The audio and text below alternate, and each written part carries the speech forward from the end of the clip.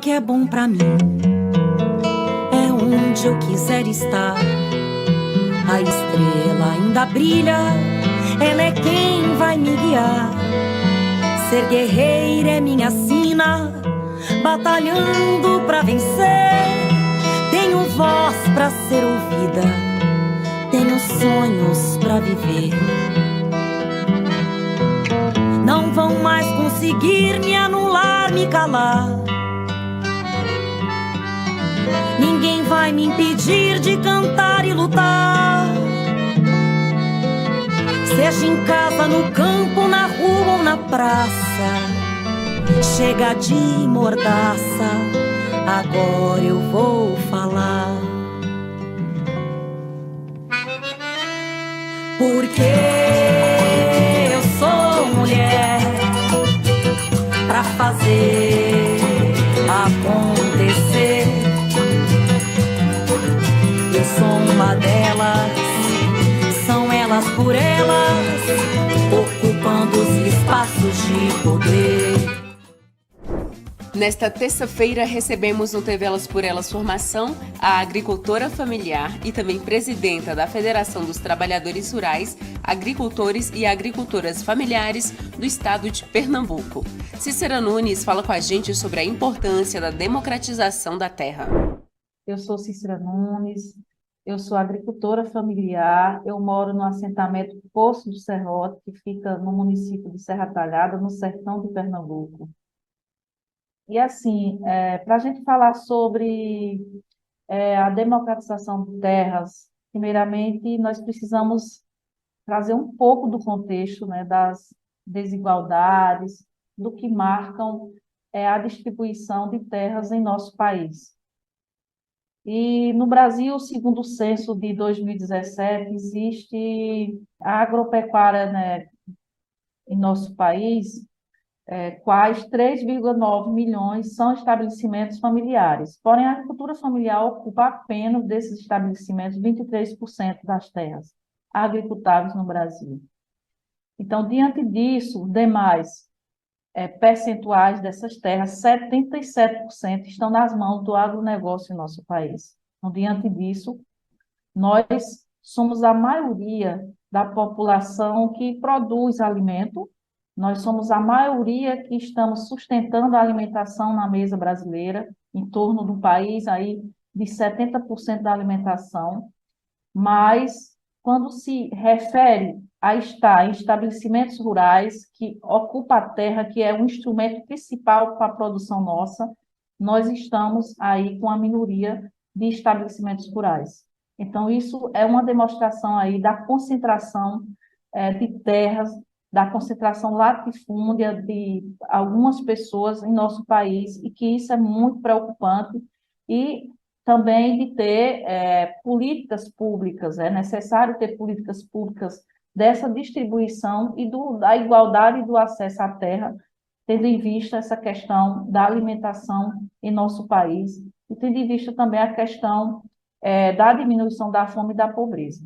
Então, essas atividades produtivas, no caso de nós mulheres no campo, na floresta, nas águas, e onde a gente atua ou mora, para nós mulheres garantir a nossa autonomia, para a gente também ter essa liberdade e também ser autônoma, se livrar de violências, né, psicológica ou física, outras formas. O acesso à terra é um dos meios dessa libertação e dessa autonomia de nós, mulheres rurais. Então, a terra é um importante instrumento indicador de que a gente tem a liberdade econômica, a liberdade social e o acesso a direitos. Mas, diante dessas desigualdades, né, onde, na maioria, que acessam e que têm essas terras, na maioria, são homens, que têm a maioria dessas terras, que são agricultáveis, e são homens brancos.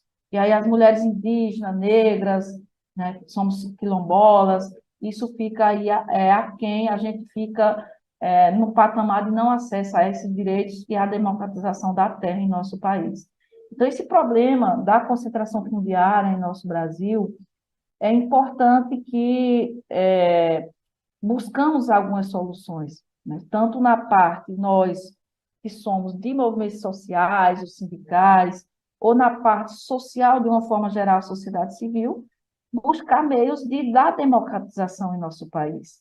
Então, o caminho seria de enfrentarmos um processo de desenvolvimento onde que seja democrático, né? Onde tenha a reforma agrária que a gente sempre defendeu no campo, uma reforma agrária que democratize a questão fundiária no nosso país, em nossos estados, e romper também com esse ciclo de desigualdade e fome que tem em nosso país. Então, para se romper, se faz necessário iniciar um trabalho de democratização, de reforma agrária das terras agricultáveis, produtivas em nosso país, e também um processo, claro, né, vendo também as leis que existem em nosso país nessa questão agrária.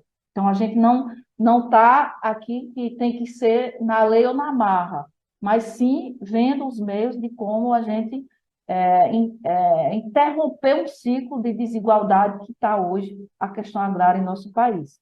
Então, quando a gente luta por uma construção, né, de, de ter uma política, né, de sustentação da alimentação saudável, de uma alimentação onde chegue a todas as pessoas do campo da cidade, é preciso fazer esse trabalho e essa questão do acesso à terra, do acesso aos direitos, a gente morando na terra. Então, por essa garantia, né, de ter o acesso à terra, também cuidar da natureza, cuidar da nossa terra, cuidar do meio ambiente. Então, isso a gente defende diante disso, não diferentemente de defender só uma monocultura no país, né? Ou seja, essas terras que estão na mão de poucos, elas não têm uma diversidade de alimentação. E aí, diante disso, passa a ter a monocultura e passa a ter a, a exportação de uma monocultura que usa o agrotóxico e a agricultura familiar, que é com base agroecológica, que a maioria da agricultura familiar que defende o processo da reforma agrária, a gente defende a alimentação sem o agrotóxico, sem o veneno. Então, diante disso, a gente defende o processo de reforma agrária no país, democraticamente, e defende que as mulheres elas tenham a titularidade da terra no nosso país, seja prioridade nisso, né? Nos últimos anos, a gente tem tido, principalmente do governo Lula, o primeiro governo para cá, né? Eu sou dessas sementes onde eu, jovem, ainda solteira, tive o acesso à terra através de um processo da reforma agrária, através do nosso governo, presidente Lula, no primeiro mandato. Então, para nós, hoje, né, na época eu bem jovem, hoje ter esse acesso, para mim foi uma libertação, né, quanto mulher, quanto jovem, quanto negra, e também na luta de nós no movimento sindical social tem sido importante essa libertação do acesso à terra, não só para mim, mas para muitas em nosso estado e em nosso país. Muito importante, né? A reforma agrária, ela, de acordo com... Nós temos um Estatuto da Terra em nosso país, onde tem a Lei 4.504/64, primeiro do artigo 1. Considera que a reforma agrária é um conjunto de medidas que visam promover melhoria e distribuição de terras, mediante modificações no regime de uso da posse da terra, a fim de atender os princípios de justiça social e aumento da produtividade para essas pessoas e famílias que têm o acesso à terra. E aí a reforma agrária, ela é a responsabilidade também do Estado brasileiro. Isso está na Constituição brasileira. Quando, um lado, temos um grande latifúndio que não cumpre, muitas vezes, a função social de ter aquela terra, que muitas vezes descumpre, que muitas vezes faz a grilagem da terra, que falsifica o documento e tem acesso àquela terra. Isso acontece muito em nosso país.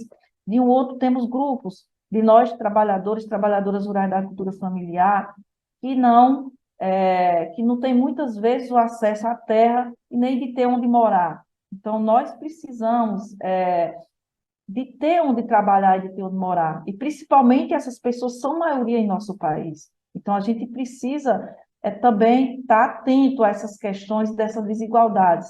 E onde a gente estamos em um estado que tem um dever constitucional, que está na Constituição também, onde tem a distribuição de terra, né, entre famílias, e que também um conjunto de políticas em nossas leis que defende nós temos essa terra, ter a moradia, ter a infraestrutura, na lei tá dizendo isso na lei, e tem outra, isso seria dois meios de acesso à terra no Brasil, nós temos hoje. Nós temos um meio de acesso à terra através da política de reforma agrária que tem pelo INCRA, que é o Instituto que libera as terras em nosso país, de uma forma geral em todo o Brasil, que a qual hoje eu moro no assentamento que foi pelo INCRA, e tem outra forma de acesso à terra, que é pelo crédito fundiário. O crédito fundiário é um programa nacional, que é também uma política, se tornou uma política pública no Brasil, que entra governo, sai governo, e o programa fica. E esse programa, diferente do que é pelo INCRA, que o INCRA ele desapropria maiores quantidades de hectares de terras, e o crédito fundiário ele pode desapropriar para uma família, duas famílias, uma pessoa. Então, desapropria mais o crédito fundiário para quantidades menores de hectares de terras. Então, tem uma quantidade de hectares de terra que desapropria pelo INCRA, um número grande, e tem as menores que é pelo crédito fundiário, que é como se fosse um complemento da reforma agrária. Isso tudo garantido pela lei em nosso país. E aí, diante disso, na lei, na Constituição, acessar essas terras por esses programas que nós temos, que vêm desde a criação do Estatuto da Terra em nosso país, nós temos também garantido pela Constituição, além da infraestrutura da casa, né, a água, também acesso à assistência técnica, que pode ser pelo INCRA ou pelo programa do crédito fundiário. E aí, como nós acessarmos essa terra? Tem de várias formas. O que nós estamos orientando e sempre orientamos os agricultores, agricultora, é que procure o seu sindicato, ou os movimentos sociais, como o Brasil, é a nossa Confederação Nacional, a CONTAG, que orienta em torno de mais de 5.000 sindicatos em todo o país. Então, diante disso, a gente orienta desde a organização da documentação para acessar essa terra, e desde a formulação de associações, de grupos sociais que se interessam em acessar. Então, a gente tem feito isso em Pernambuco, um número grandíssimo, né, em nosso estado e a nível de Brasil, e tem crescido bastante o acesso à terra, né? Hoje nós temos grandes desafios, tanto hoje de acessar ainda, mas também na infraestrutura, porque as políticas públicas elas ainda travam bastante quando se refere a recursos para a infraestrutura. E aí a gente tem tido grandes desafios ultimamente, né, nessa política da questão agrária, né? Então, que foram principalmente o governo Bolsonaro, que isso parou, ficou zero em termos do acesso à terra e em termos também da infraestrutura para nós. Então, ou seja, ampliou-se fome nos assentamentos, ampliou-se a violência, e as mulheres foram muito mais violentadas com essa questão do abandono das políticas de reforma agrária em nosso país, e também, além da violência, a questão da pobreza, que ampliou, né? Hoje está em torno de 33 milhões de pessoas que passam fome, e a pobreza que se ampliou, e aí a violência acrescenta a questão da violência física, psicológica, para nós mulheres, tem sido um dos desafios maiores nas áreas de assentamentos, onde moram mulheres e onde moram, né, todas as famílias. Então, para nós, isso tem sido um grande desafio, e a questão agrária, né, de estar com um governo ruim, ela deixou uma sequela grande que vamos demorar anos para que a gente volte ao que era como vinha antes com Lula e Dilma. Diante disso, né, além de parar a reforma agrária com Bolsonaro, nós tivemos coisas muito, muito também pior, que foi a questão do incentivo ao uso do veneno, do agrotóxico, que ampliou-se de uma forma geral, não só em assentamento. Então, a alimentação no país também, que interliga, quando se fala em questões de reforma agrária, em morar na terra e trabalhar, a gente também interliga essa questão do uso do agrotóxico, porque a gente defende muito o uso da comida sem veneno agroecologicamente.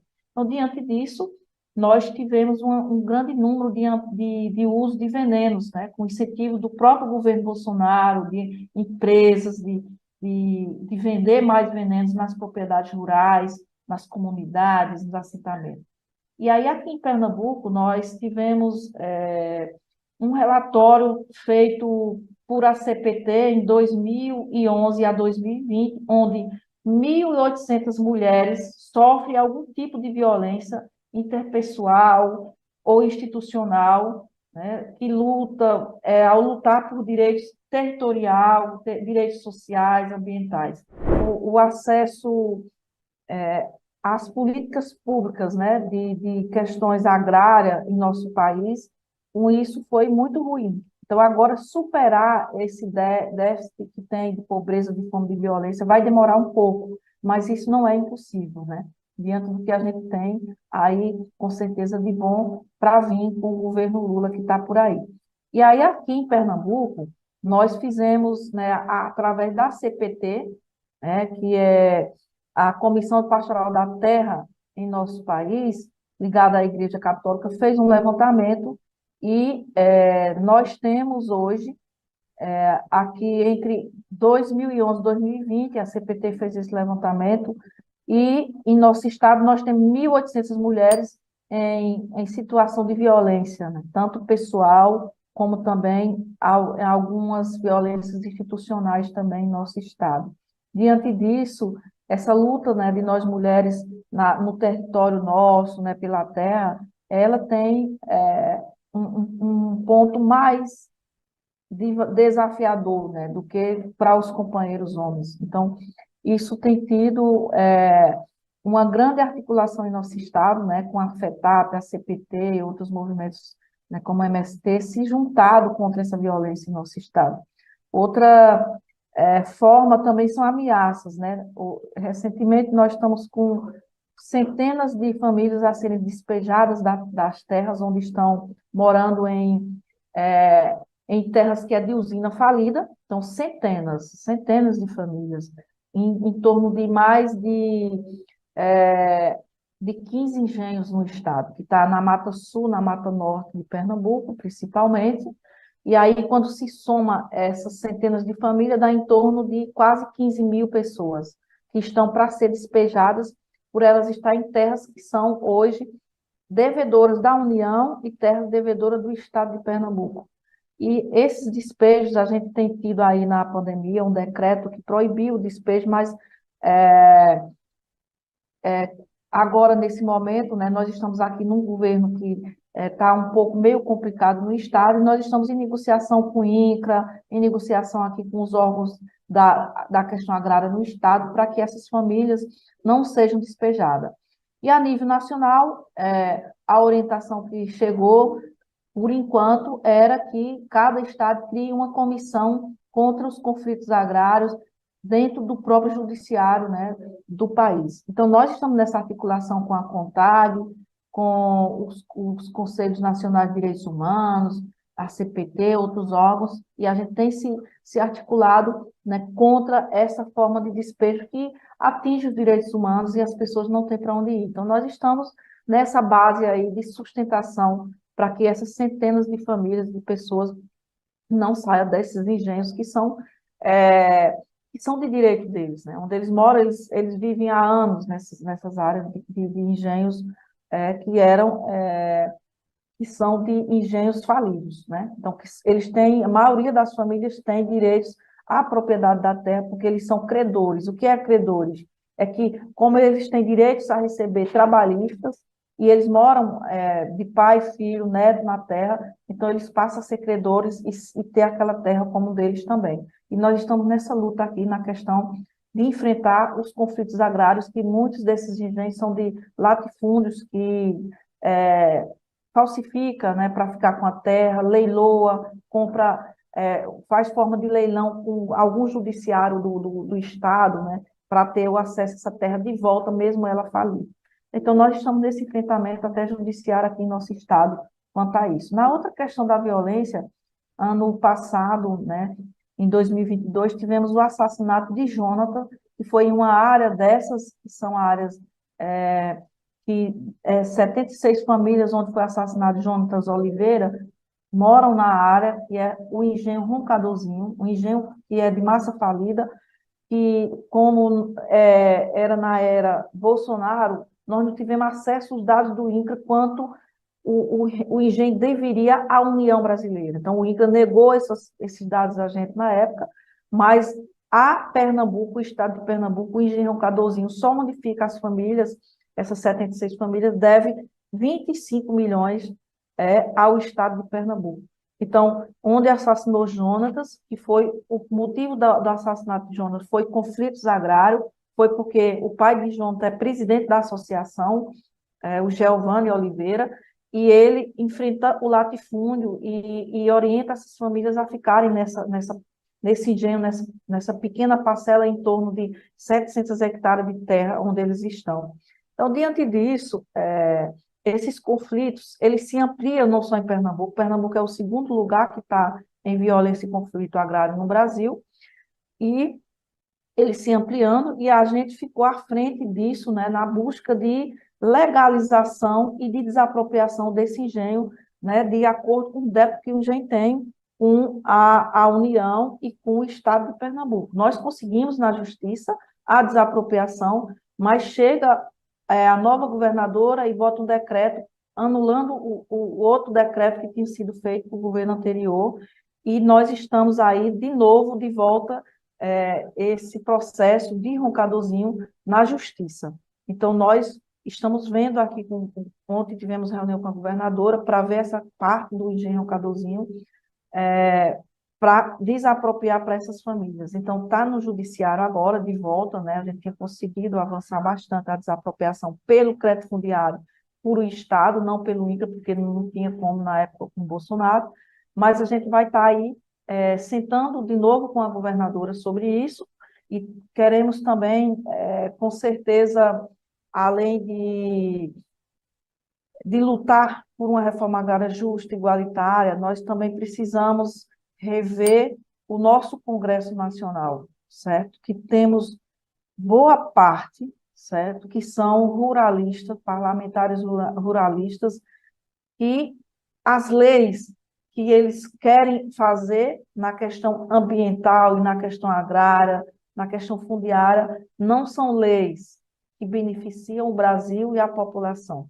Então, como tem um bom número de latifúndios que são eleitos parlamentares, latifundiários, como tem muitos do agronegócio que estão legislando, que estão fazendo lei, isso é um empecilho grande para o nosso país, é um retrocesso muito grande para nossos territórios, para as questões agrárias do país. Então, a gente precisa repensar quem nós estamos elegendo para o parlamento e construir essas leis brasileiras, no que se refere de uma forma geral e também à questão agrária. Porque quando se elege um ruralista, um latifúndio, ele é um conservador de extrema-direita, na maioria deles, e também eles se fecham no radicalismo, e aí se fecham para manter o que tem de ruim e de manter também as grandes propriedades nas mãos deles, e não descentralizar nas mãos de quem mais trabalha e alimenta a nação.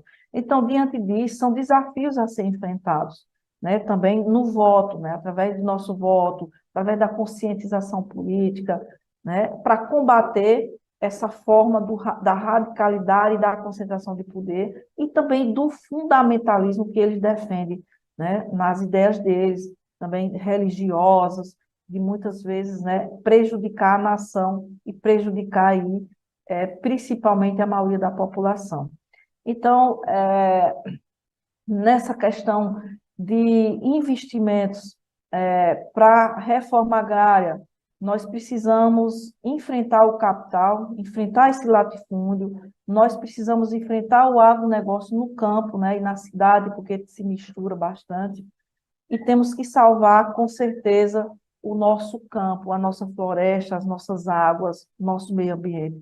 Porque diante disso, do que temos hoje, do que estamos vendo, A gente tem esse desafio a ser enfrentado através do Congresso, né? Também do nosso Senado, através dos poderes que a gente tem em nosso país. Então, vamos fazer esse ato de cidadania e de articulação política e enfrentar esse grande problema que é o latifúndio que domina o nosso país, com a maioria das terras nas mãos e concentrando poder, concentrando renda e aí aumentando a violência, a pobreza e a fome no nosso país. Então, somos contra e defendemos uma reforma agrária justa e igualitária. Democratização da terra foi o tema da aula de hoje com a presidenta da Federação dos Trabalhadores Rurais, Agricultores e Agricultoras Familiares do Estado de Pernambuco, Cícera Nunes. Fique ligada e não perca os próximos temas do TV Elas por Elas Formação, que é de segunda a sexta-feira, sempre às 4 horas da tarde, aqui na TV PT. Reveja esta e outras aulas na playlist TV Elas por Elas Formação, no canal da TV PT no YouTube ou em formato de podcast no Spotify.